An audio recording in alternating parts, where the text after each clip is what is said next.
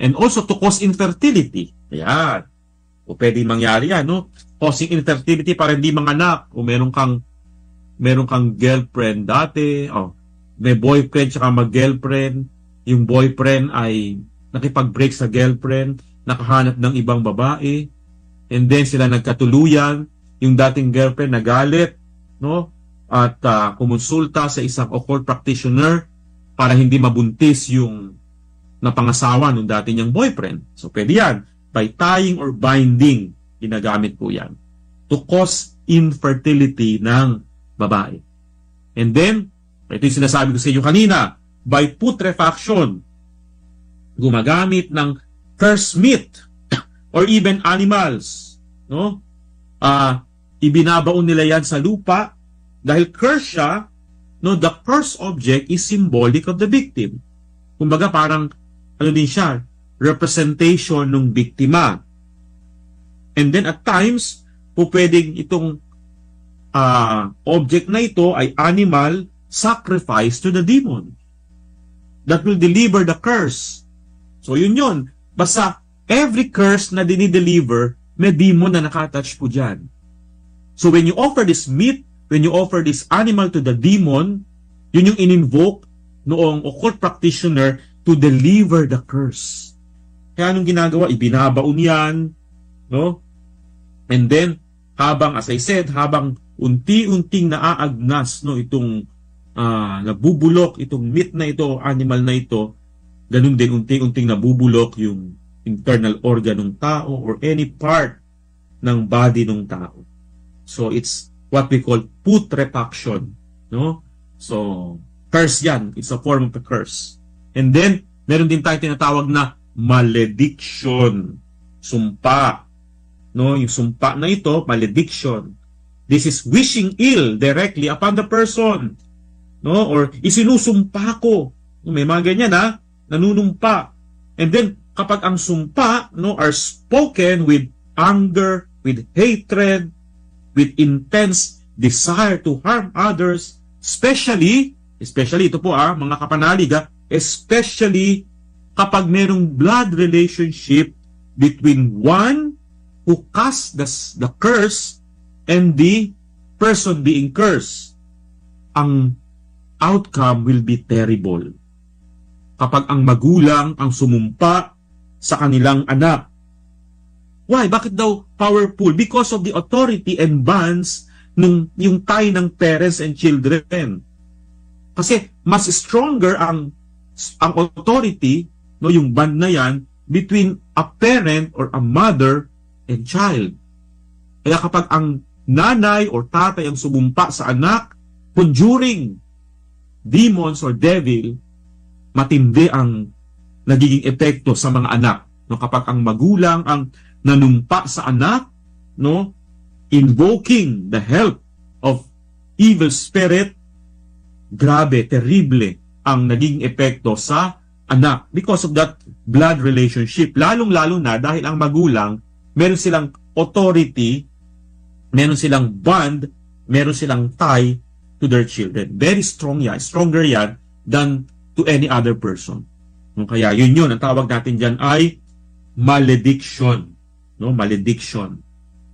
So, and then, ayan, no, kapag ang magulang ang sumumpa, no, sa anak, invoking the help of the devil or evil spirits, ay meron po tayong mga natanggap na katanungan mula po sa ating sa numero 7788. Good PM po, Father Daniel. Ask ko lang po kung mapapatawad pa din po ba ng Diyos ang mortal sin na ginawa ulit? Naikupisal na po noon pero inulit po ulit. Salamat po. Of course, unang-una ay lagi po nating tatandaan na ang Diyos ay mapagpatawad. No? Mapagpatawad siya. Pero pag pinatawad niya tayo, isa lang ang hinihiling niya. No? Gawin ang lahat ng magagawa para maiwasan yung muling magkasala. So, napaka-importante kasi, no? Aside from being sorry for our sins, tinatawag nating contrition, and then pangalawa, yung confession, but most importantly, very important is yung conversion. So, yun yung ating desire to sin no more. Of course, we are human persons, no, mahina, marupok, nagkakamali, nagkakasala, pero dapat nandoon sa atin yung desire to amend our life. So, yun yung tinitingnan ng Diyos, no? Yung desire natin to amend our life, magbago at baguhin ang mga nagawa natin mga pagkakamali at pagkakasala. Okay? And then meron pa po dito, no? Father Daniel, good PM po, alam nyo po ba yung punong sinukuan? Talagang bang sinukuan? Parang sumuko na to. Kasi pag pinutol nyo sanga, may cross sa loob ng mga sanga. Maganda po. Okay? Ginagamit po ang kahoy ng sinukuan tangkontra para mabait daw yung mga kinakausap. Well, that's a superstitious belief, no? Kung yan ay puno na may cross, no, po pwede halimbawa may cross siya, pwede mo siyang gawing sacramental kasi may cross siya. Pero do not ascribe anything doon sa puno na yan na kapag ito'y ginamit mo ay yung mga kakausap magiging mabait. That's a superstitious belief.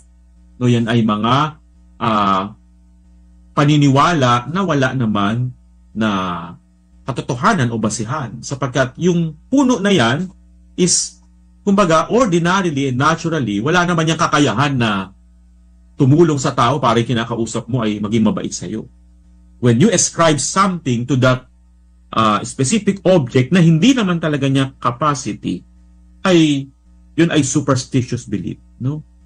Parang yung katulad ng mga prutas, no? Pag New Year, kailangan maghanda daw ng 12, 13 prutas. Para ano? Para guminhawa ka, para maging mas maginhawa ang buhay, mas maging masagana ang buhay. That's a superstitious belief. You ascribe something na hindi naman talaga capacity ng mga prutas na yun. Pagkat yung prutas, walang capacity yan na maging masagana ka, no? So yun din. When you ascribe something to that punong kahoy para daw maging mabait yung mga kinakausap mo, that is superstitious belief. And that is sin against the first commandment of God. Nakaka-apekto ito ng ating tiwala sa Diyos, no? So yun po yan. Okay? And then, good afternoon po. Dinadasal ko po ang prayer to take authority at deliverance prayer. Okay lang po ba ito? Pangalawa po ay okay lang din po bang isuot ang crucifix na hindi pa na-bless ng pari? Yung unang-una ay okay lang po na dasalin yung prayer to take authority and deliverance prayers, but see to it na when you pray the deliverance prayers, you have spiritual authority over doon sa pwedeng lugar na dinadasalan mo nito, no, or yung tao, no. But kung wala naman, wala kang authority, no, you can use the prayers of supplication. Oh. So yun po yun. And then, kung okay ba yung crucifix na sinusuot na hindi pa nabibless, it is advisable when you use sacramentals. When you say sacramentals, yung mga rosaries, crucifix, yung mga santo, mga ganyan, when you use them as a object of devotion, kailangan is ipapabless muna natin bago natin gagamitin, no? Bago natin gagamitin. Yun po yun. Kasi, especially nasa spiritual warfare tayo, no? Kung sinusuot mo yan, lalo na kapag may kaaway na demonyo, nagsusuot ka naman, gumagamit ka ng hindi nabibless, pagtatawanan ka lang yun. So, kaya kailangan, see to it na whatever you use as an object or token of devotion, kailangan ay nabibless. Para din yan sa bahay, di ba? Minsan may mga Katoliko na gumagamit ng insenso sa kanilang bahay, bibili ng insenso sa palengke o kaya sa mga religious bookstore o religious store. Pag uwi sa bahay, magpapabaga ng uling, tapos mag-iinsenso sa bahay nila. Ang tanong, nablessan po ba yung insenso na ginamit ninyo? Ay, hindi po, Father. Basta binili ko lang po ito. Hindi lalayas ang demonyo dyan. Pagtatawanan ka ng demonyo kasi gumagamit ka ng mga bagay-bagay sa spiritual warfare na hindi naman na-bless. No? Kaya kailangan ay ipapabless. Hindi demonyo ang lalayas kung hindi lamok. No? Kung hindi lamok. Lamok ang aalis dyan. No? So, yon. And then, Father Daniel, paano po nagkakaroon ng authority over the places, things, or person para po magkabisa ang prayer?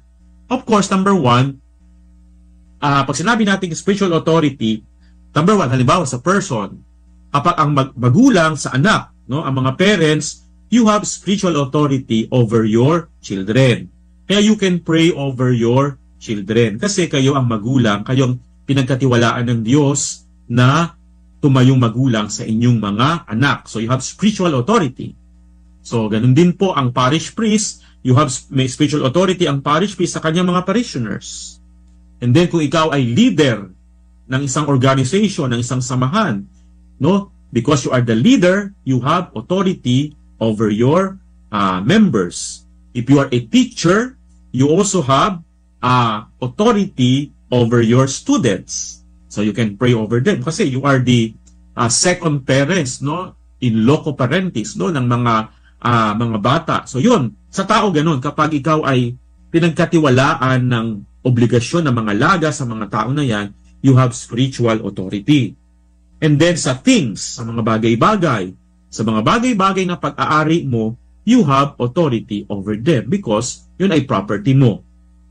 Sa lugar, sa bahay mo, since ikaw ang may-ari nung bahay mo, so you have spiritual authority over the place.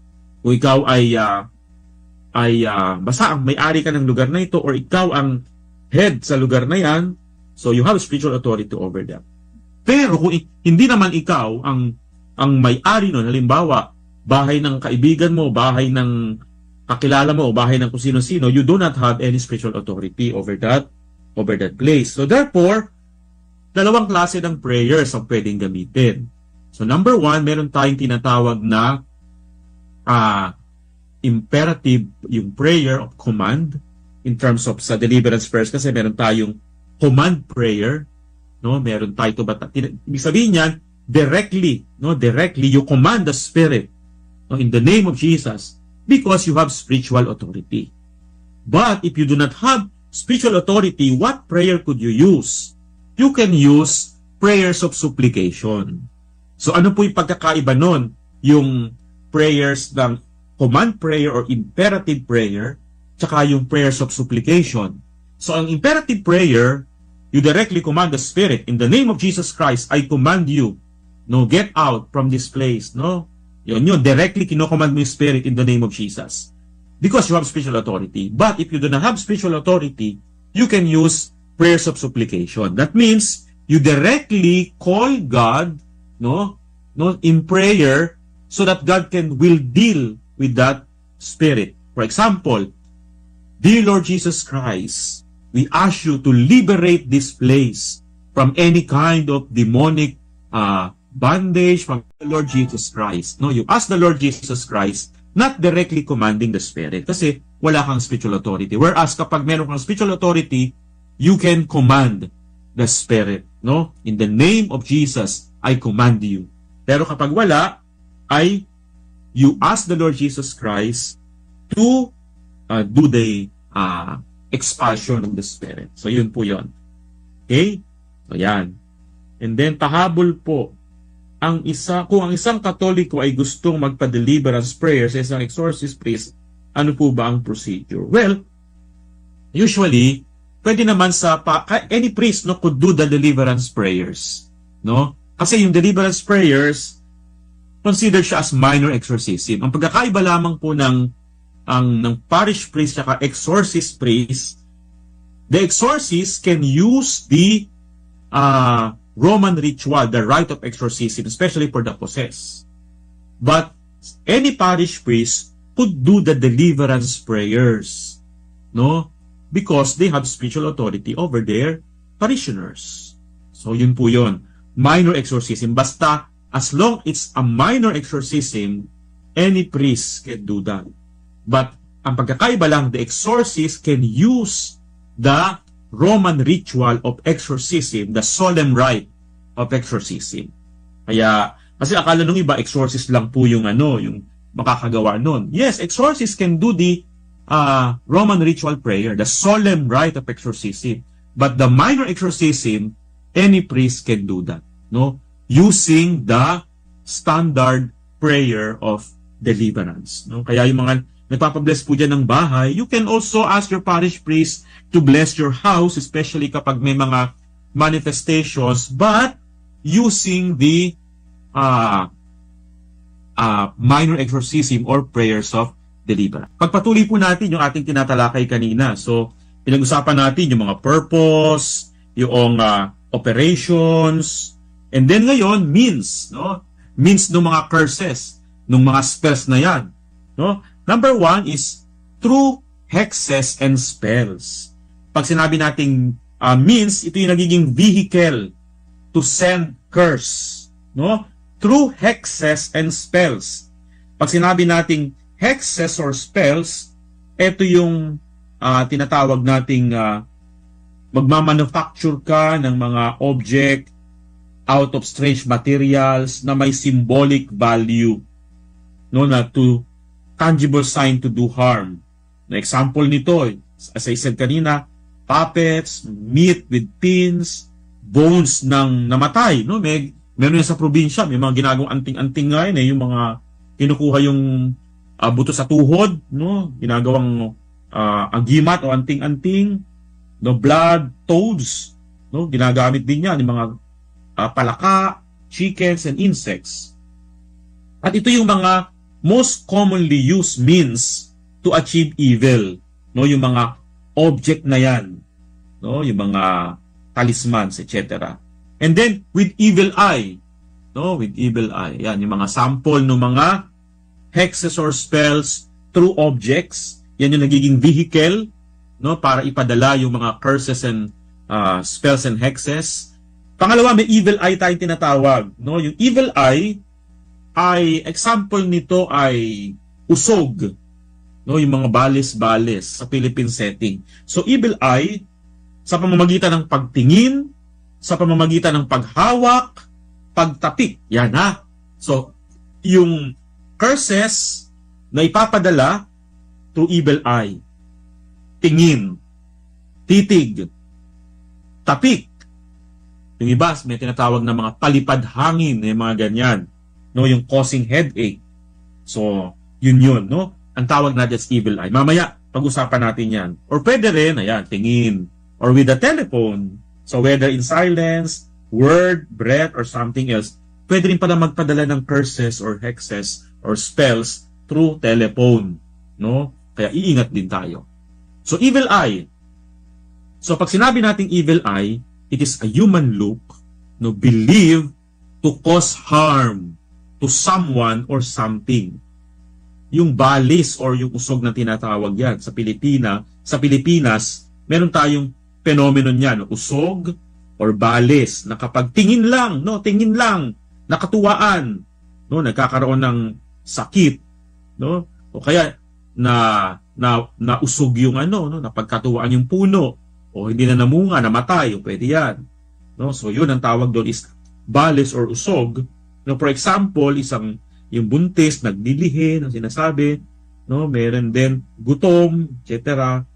And then the effect of this ay yung taong nausog o nabalis ay sumakit yung tiyan, sumakit yung ulo, nawala yung appetite. So, sa Pilipinas, ang ginagawa natin dyan, kadalasan, ay nilalawayan. May mga ganun-ganun, nilalaway-lawayan, ano? So yan, no? So evil eye is a human look believed to cause harm to someone or something. The harm may have come in the form of anything from a minor misfortune to disease, injury, or even death. No, symptoms of illness caused by the evil eye include loss of appetite, excessive yawning, hiccups, vomiting, and fever, yung mga balis-balis. Sa Philippine setting po, ang tawag natin dyan ay usog. Ayan, usog or balis. No? Ayan. Napagkatuwaan yung bata sumakit ang tiyan, sumakit yung ulo, nag-iyak-iyak kasi nabalis siya, usog siya. Kaya kadalasan pera usog. Nilalagay yung laway sa daliri para tawag dito, gumaling sa kanilang mga usog-usog. So, meron tayong ganyan na nangyayari, no? Kaya, nagsuot ng mga ganito, no? Mga bata, no? Yung mga ganyan, pag may mga binibinyagan, no? May suot-suot na ganyan, etc. Ito po ay mga tinatawag na occult object po ito. So, we discourage the use of this. Pag binuksan niyan, kung ano-ano mga nandiyan dyan, mga dyaryo, may mga buto-buto, may mga kung ano tawas, etc. Lalo na yung mga bata, yung amulet na ito, pera usog na ito. No? You know, to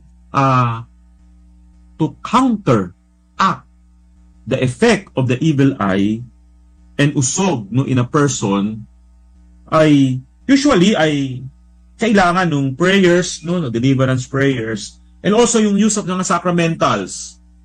So instead of using yung mga red na object na yung sinusuot ng mga bata, use Saint Benedict's medal instead. No, because the Saint Benedict's medal is a medal with exorcism prayer. Alam po niyo yung Saint Benedict's medal, no, yung may mga letter, may cross, tapos may image si Saint Benedict, may mga letters. Yun po ay exorcism prayer. So, kung meron kayong Saint Benedict's medal, see to it na napablesan siya using the prayer of exorcism and prayer of blessing sa medal ni Saint Benedict. Hindi lang basta-basta yan babas-basa ng pari na kung ano-anong words ang ginagamit, sapagkat meron talagang specific exorcism prayer and prayer of blessing para sa medal ni Saint Benedict. Kaya yun yung isa sa mga ginagamit nating sacramental. Hindi po ito agimat, ha? Hindi po ito pangontra, hindi po ito anting-anting, kundi ito'y sacramental na kung saan ito ay instrumento for us to receive, no? To prepare ourselves to receive God's graces. So, yun. And then, how do we protect ourselves from curses? Ito na. So, how to protect ourselves from those curses. Yung binanggit ko kanina, lahat ng yan, no? How to protect ourselves. Number 1, protection on the level of our soul. Ano daw yan? In this case, kailangan natin to be in the state of grace. No? Kasi kapag ang tao ay nasa state of sin, madaling kapitan. Kasi sa spiritual warfare, negative attracts negative.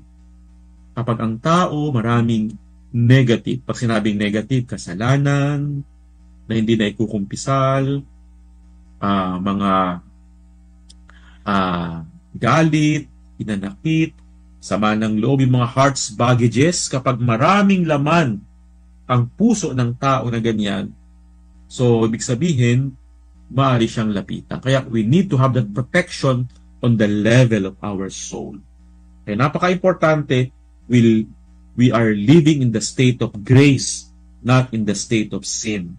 Kapag tayo nagkakasala, so ibig sabihin, tayo ay nasa state of sin. That is why we need to be restored to be in the state of grace sa pamamagitan ng sakramento ng kumpisal. No, napaka-importante po mga kapanalig ang sakramento ng kumpisal.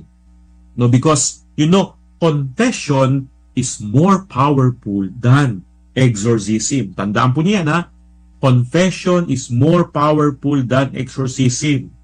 Kung sa exorcism, binubugaw niya yung demonyo, sa confession, tinatanggal niya yung kinakapitan ng demonyo. Kung wala nakakapitan ng demonyo, hindi siya makakakapit sa tao. Kung exorcism lang, bubugawin lang niya ang demonyo, pero kung nandiyan pa rin sa iyo kinakapitan niya, babalik at babalik lang sila. Para daw yan na halimbawa sa isang lamesa, merong maruming bagay. Kapag merong maruming bagay at nangangamoy, ano nangyayari? Dadapo sa kanya ang langaw. O ikaw naman, ang gagawin mo, bubugawin mo yung langaw. O umalis yung langaw. Pagkaalis ng langaw, makalipas ang ilang sandali, babalik ulit siya. Bubugawin mo ulit. Aalis siya. And then babalik ulit. Bubugawin mo ulit. Parang ganito yan, ano? Yung exorcism, tutulungan tayong bugawin yung langaw na kumakapit dun sa lugar na yan.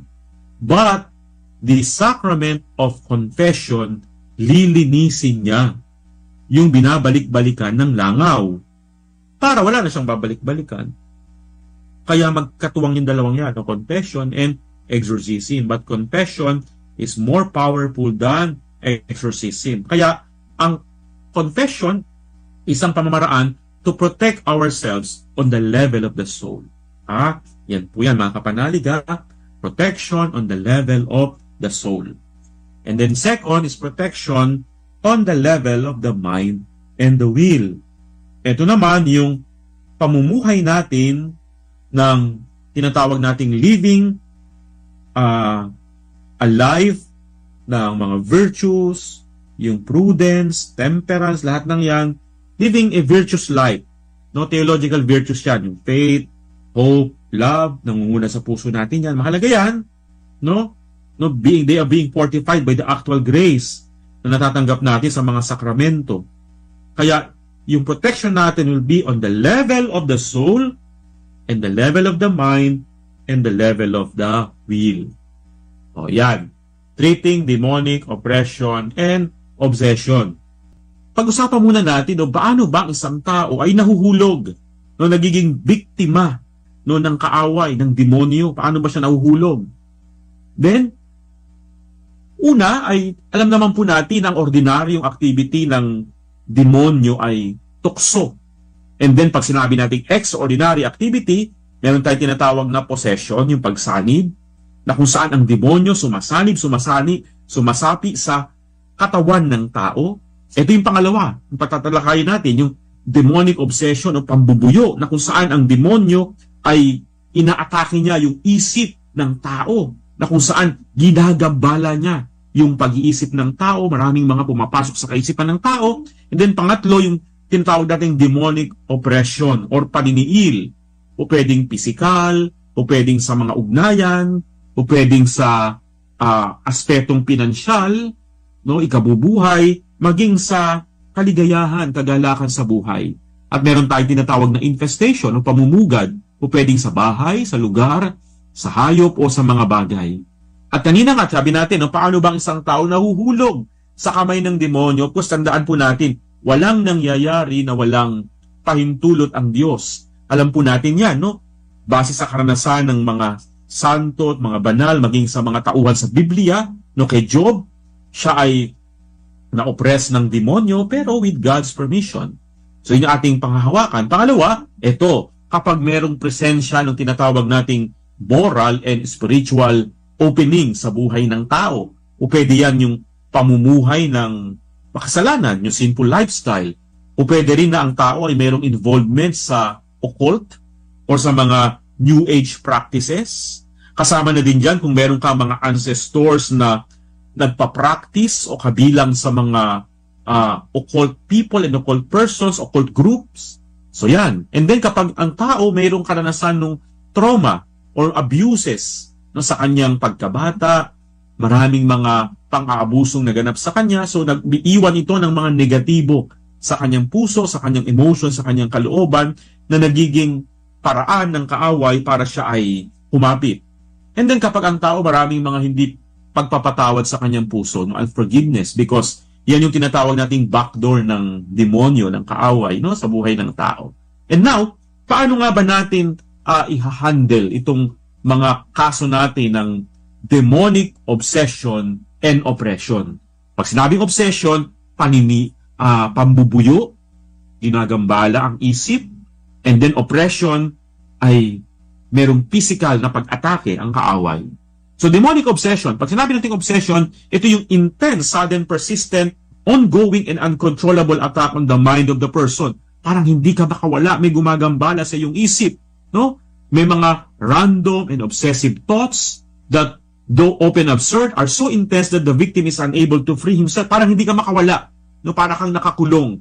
No, may mga taong ganyan, parang kinukulong yung kanilang isip ng demonyo, no, hostage, no, to the devil, ang tawag natin diyan. May mga visual and auditory hallucinations, may nakikita, may nadidinig, nararanasan niya na hindi naman nakikita at hindi naman nadidinig ng iba. At according to Father Francesco Bamonte, siya po isang exorcist ng Diocese of Rome. No, sabi niya, characteristics niyang obsession is thoughts and impulses that urge people to harm others, manakit. No, yung kaisipan na manakit ng kapwa. O kaya, make people think that only a pact with Satan can get them out of their troubles or bring them success.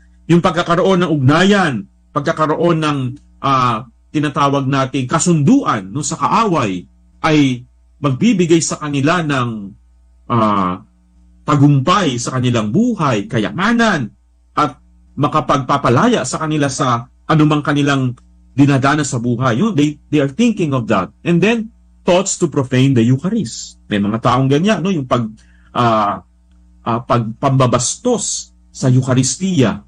And then, ito rin, no, bahagi ng demonic obsession, ginulo ng demonyo ang isip ng tao, and in the end, nag-commit ng suicide, nagpakamatay. Kasi parang may bumubulong, no? Magpakamatay ka, kitilin mo yung buhay. So, gawa yan ng kaaway.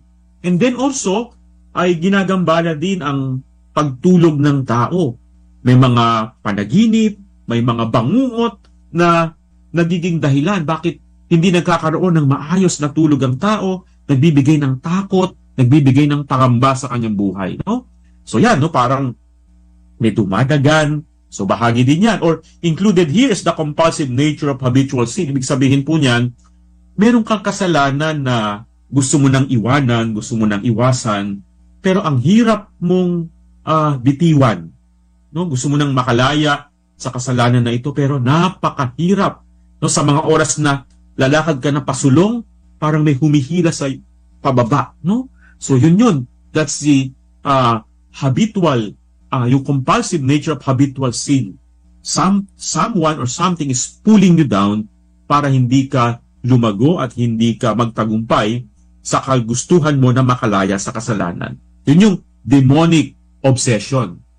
Now, when we say demonic oppression, so ito naman yung pwedeng in a form of external physical attack, may physical silang pag-atake, may sakit na nararanasan na gawa ng kaaway. Kung yung kanina, ang inaatake niya is isip, that's obsession or pambubuyo, ito naman ngayon is namimisikal na siya, nang-aatake na siya physically.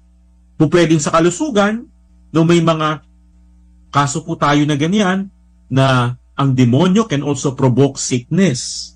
May mga tao na marami ng mga doktor ang pinuntahan, nagpa-laboratory examinations, nagpa-ultrasound, nagpa-MRI, magagaling na doktor na ang mga pinuntahan, pero unti-unting nagde-deteriorate yung kanilang kalusugan. Hindi ma-detect o hindi ma-identify ng doktor kung ano ba talaga ang kanilang karamdaman. Pati mga gamot, parang walang epekto, unti-unting ang kalusugan ay bumabagsak. So po pwedeng because the person is being attacked by the enemy. Oppression, tawag natin dyan. Oppression sa pamamagitan ng health. Marami po tayong ganyan sa Bible, di ba? May mga tao sa Biblia na ang kanilang sakit, ang kanilang karamdaman ay hindi lang talaga natural na karamdaman, kundi karamdaman na gawa ng demonyo. Yung pinagaling ni Jesus na babaeng hukot, alam naman natin yung kanyang pagkahukot ay hindi lang natural na karamdaman, kundi karamdaman gawa ng demonyo. Pangalawa, meron din yung the mute and the deaf, no? Yung kanyang pagkapipi, pagkautal, pagkabingi, hindi lang talaga natural na pagkautal at pagkabingi, kundi ito'y gawa ng demonyo. Kaya ang tawag natin yan is oppression sa pamamagitan ng health. Inaatake ang kalusugan ng tao. Pag sinabi nating demonic oppression, ito'y paniniil ng demonyo, number one, partikular sa kalusugan ng tao. Meron po tayong question mula po sa ating Facebook Live, no? Sa ating programa, mula po kay Salome Guevara, no? Sabi po niya dito, no, good afternoon, Reverend Father Daniel. Ask ko po, totoo po ba yung tinatawag nila na galaw tao, na kahit po ipagamot ay di gumagaling? At ano po ba ang dapat gawin upang mawala ito? Ito po yung sinasabi natin, no? Yung galaw tao, ito'y tinatawag nating demonic oppression. Kasi ang demonic oppression, po pwede siya na directly or indirectly. Dalawang klase po yan, ha? Pag sinabi nating directly, direkta ang demonyo, nagbibigay ng sakit, nagbibigay ng karamdaman sa tao. Pwede rin namang indirectly na sa pamamagitan ng ibang tao, po pwedeng magkaroon ng sakit yung isang tao dahil sa inggit, dahil sa galit, no? Kumbaga, kumonsulta, humingi ng tulong sa isang taong mayroong kapangyarihan na tinatawag nating black magic o kapangyarihang itim na mula sa demonyo para bigyan ng sakit o karamdaman ang isang tao. And therefore, the nature ng sakit na ito is something spiritual, something demonic. Kaya kahit na magpa-doktor ka na magpa-doktor, anong klaseng gamot ang ibigay sa iyo, walang nangyayari. No, nagiging ineffective yung mga medicine kasi ang iyong sakit ay pwedeng ito nga, gawa ng demonyo through galaw tao. So, ibig sabihin, kailangan mong gamitin dyan na means para ikaw ay gumaling, para ikaw ay lumaya, ay yung tinatawag nating mga spiritual means. No, mamaya, pag-uusapan natin ano ba yung mga spiritual means para tayo gumaling mula sa demonic obsession and demonic oppression. Kaya, ang sagot po natin dyan, kaya Salome Guevara, totoo po na may galaw tao. Yan po ay gawa ng demonyo, gawa ng kaaway. It is something spiritual. No? Kaya, kailangan ang ating mga gagamiting means ay something spiritual din para malabanan at para gumaling yung taong nakaka-experience ng demonic oppression through health or yung mga galaw tao na yan. Okay? So tayo po'y magpapatuloy. Pangalawa, na pwede rin nilang gambalain sa tao yung tinatawag nating relationships, ugnayan. No, ibig sabihin, ang demonyo po pwede rin siyang mag-cause ng pagkasira, no? Pagkasira ng ugnayan sa pamilya, sa mga mag-asawa, no? Lalo na yan. Lalo na ngayon, no? Ang gusto ng demonyo, sirain ang pamilya, no? Sirain ang sa pamamagitan ng pagsira sa ugnayan ng mag-asawa. Kaya gagawin ng demonyong lahat para masira ang pamilya. Kaya napaka-importante na pangalagaan ang sakramento ng kasal.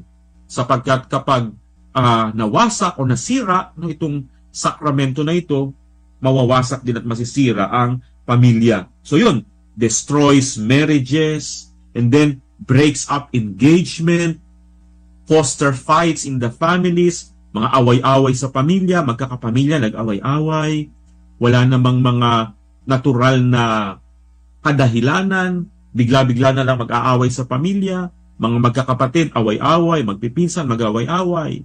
No, pinahihina nito at winawasak yung pakikipagkaibigan, no? Yung friendships, ending in the desire for isolation. Kaya gugustuhin mo na lang na mapag-isa ka na lang. Kasi yan ang talagang gawain ng demonyo, is ihiwalay ang tao sa kanyang kapwa.